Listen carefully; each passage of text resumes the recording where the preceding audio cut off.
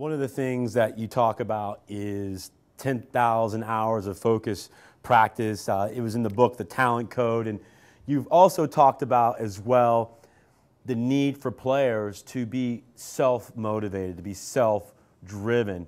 Now, the other side of that is creating an environment and atmospheres where players can get better without it being an organized training session. What are some of your suggestions on how coaches can embed in their structure, their teams, ways for players to discover the game without structure, without cones, without bibs and pennies?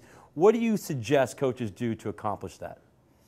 Well, it's a tough one because the environment of kids changed completely to 20 years ago. I mean, nobody lets their kids run off the street anymore and hang out at local schools just, because they want to make sure that, they're supervised. They want to make sure that they are safe. So it's different to how we grew up. We could take the bike and go off and play whatever we wanted to play.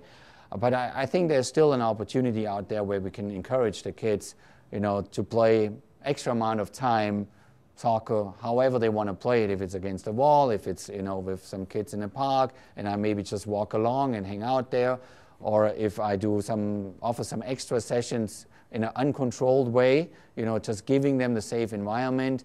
I think there are ways to kind of occupy their time in a certain way a little bit better, if it's maybe on an extra day where they have no training session, in order that just to stimulate. So give them just that piece of stimulating kind of extra push that they played more. The talent code, the 10,000 hour theory is certainly right. I mean, a kid that plays in Buenos Aires 5 hours a day will always be ahead of the curve. Then a kid that plays 3 or 4 training sessions, 1.5 hours each, in a controlled environment.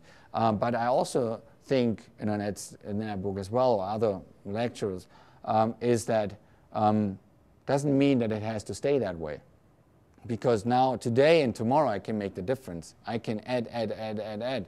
So I'm trying to tell the players here, you know what, if you have the time, you can do this extra work, and you stretch it out over 1 year.